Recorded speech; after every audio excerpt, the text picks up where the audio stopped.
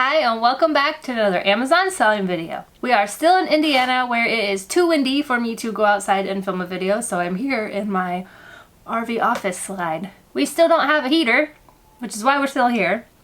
And fun fact, if you didn't know, because of COVID, the RV industry has taken off, so they actually don't even have parts, so they're trying to find us a part, the part of our heater that's broken, which is taking a while. And also, while we're talking RVs, if you didn't know, in addition to selling on Amazon, I also have Rootless Living magazine, which I co-created with my roommate Damien. So if you've never checked it out and you want to get it for free, you can go ahead to rootlessliving.com and get a free digital subscription. Alright, back to Amazon selling, which is why you're here.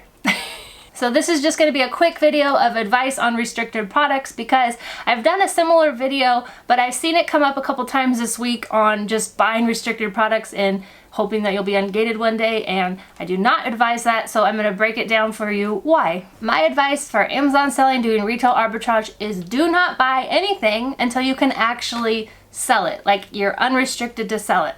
Of course, I'm talking about retail arbitrage when I say this because if you're going through the ungating process, you have to buy something to be able to get ungated in it to get that invoice. But if you're just doing regular retail arbitrage outsourcing, don't buy something if you cannot sell it. I mean, I guess if you have a ton of capital and you like to gamble and just hope that one day it'll sell or you'll be able to sell it, or you sell it on another platform, you could probably buy the item. But if you're doing retail arbitrage for Amazon, you have to be able to sell it in order to sell it. So if you do want help ungating where you do get the invoice and you can get ungated in brands and categories like OTC, topical, feminine hygiene, baby topical, grocery, toys, brands like Lego, Marvel, Star Wars, Fortnite, all those brands, they're all on my website. They're all linked below. I have those guides which are affordable and for new sellers specifically. So now let me go into why I'm making this video. I actually had this come up twice in the last week. Once was a member of my Ungating group was just messaging me asking me my advice for a product, and then another one was in the Bolo group. Someone was asking the group in general, like, would they buy this item?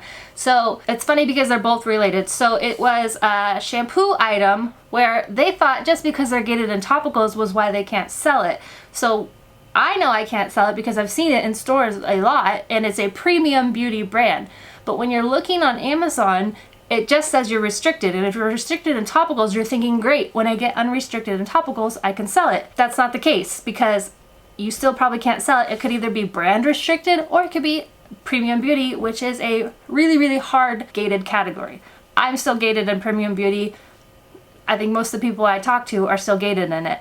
The other one that the member asked me directly, it was a Murad product, and I used to sell Murad. It's at TJ Maxx all the time, and I was selling it no problem, but then I think it was this summer, or maybe it was last summer, I can't recall. They gated Murad at the brand level. So now I would have to purchase it from Murad or somewhere where I can get an actual invoice. I don't have that, so I can't sell it. But this person wouldn't have known that if they hadn't asked me and I had that knowledge, because they are just thinking it's gated in topical because they're gated in topical. So my piece of advice is this: do not buy something if you are gated in it with the hopes that you will one day be ungated, because there's so many other factors that come into play and now you're just stuck with this item that you can't sell. Unless you turn around and sell it on eBay, which I don't do eBay, but anyways. There is so much product out there that even when you do get ungated, you might not find that exact one, but you'll find so many other ones. So you're not really losing anything and you're just tying up money in that. That rolls into my other piece of advice is don't scan categories that you are gated in. If you can't sell toys, don't scan toys. It'll just frustrate you and drive you crazy. If you can't sell grocery, don't scan grocery. And the list goes on and on and on. You can get ungated, which if you have the funds to do it, I highly, highly recommend it because it will be game changing. Someone in the group recently shared that they sent in their first shipment and it was $400 of profit, all from the topical and grocery guide. So the return on the investment, which is honestly not that much money in the grand scheme of things, and when you're starting out and your funds are really tight, it seems like a lot, but I'm telling you, it is so worth it and it pays off. In the end here, I will show you some of the recent success stories from the members of my Ungating groups, so you can see it firsthand from them. It's not just me telling you. But that's all I really have to tell you. Don't buy something if you can't sell it yet.